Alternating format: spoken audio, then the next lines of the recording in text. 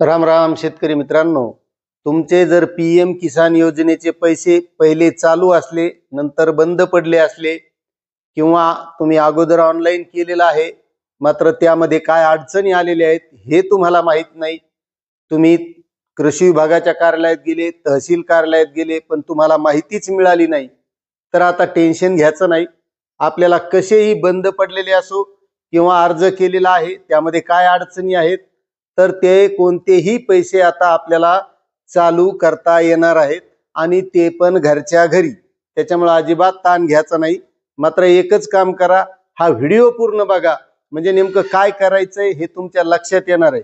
आणि तत्पूर्वी एक विनंती करतो की तुम्ही जर आपल्या चॅनलवर नवीन असाल तर चॅनलला सबस्क्राइब करा, व्हिडिओला लाईक करा आणि ही माहिती प्रत्येक शेतकऱ्यापर्यंत शेअर करा, म्हणजे त्यांचे जरी बंद पडलेले असले तरी या माहितीवरून ते त्यांचे पीएम किसान योजनेचे 2000 रुपये चालू करू शकतील।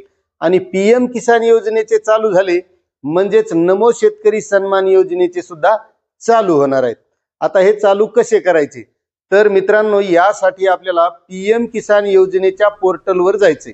आता या पोर्टलवर गेल्याच्या नंतर अपडेट मिसिंग इन्फॉर्मेशन म्हणून एक नवीन टॅब त्यामध्ये ऍड झालेला आहे। आता त्याला क्लिक केल्याच्या नंतर आपल्याला तिथं आपला जो काही रजिस्ट्रेशन नंबर असेल तो टाकावा लागतो आणि जर नसेल तरी काही टेन्शन घ्यायचं नाही, आपल्याला आपला तिथं आधार नंबर टाकून आपला रजिस्ट्रेशन नंबर काढता येतो। रजिस्ट्रेशन नंबर काढल्याच्या नंतर आपल्याला तो रजिस्ट्रेशन नंबर टाकून लॉग इन करायचंय। त्यासाठी आपल्या मोबाईलवर ओटीपी येईल आणि ओटीपी आल्याच्या नंतर तो टाकल्यावर आपला त्यामध्ये नेमका काय प्रॉब्लेम आहे, तुमच्या आधारचा प्रॉब्लेम असेल, तुमच्या बँकेच्या खात्याचा प्रॉब्लेम असेल, तुमच्या लँड सीडिंगचा प्रॉब्लेम असेल, जो काही तुमचा प्रॉब्लेम असेल तो तुम्हाला तिथं दिसणार आहे। आणि जो प्रॉब्लेम असेल, जी कागदपत्र त्यासाठी लागतील, मग ती कागदपत्र आपल्याला आता याच पोर्टलवर अपलोड करता येणार आहेत। म्हणजे आपल्याला आता यासाठी कृषी विभागात किंवा इतर कुठेही जाण्याची गरज नाही, कोणत्या अधिकाऱ्याकडे फिरण्याची गरज नाही। कारण होतंय काय की आपण कार्यालयात गेल्याच्या नंतर अधिकारी वेळेवर उपस्थित नसतात आणि यामुळे आता केंद्र शासनाने आपल्याला आपल्या याच पीएम किसान योजनेच्या पोर्टलवर याबद्दलची अपडेट मध्ये ही इन्फॉर्मेशन दिलेली आहे। आता त्यामध्ये जाऊन जर तुमचे बंद पडलेले असतील तर नक्कीच या पद्धतीने आपण हे अपडेट करून घ्यायचे आणि आपली जी काही चुकीची माहिती भरल्या गेली असेल किंवा कागदपत्राची कमतरता असेल ही सगळं अपलोड करायचं आणि आपले पीएम किसान योजनेचे 2000 रुपये चालू करून घ्यायचे।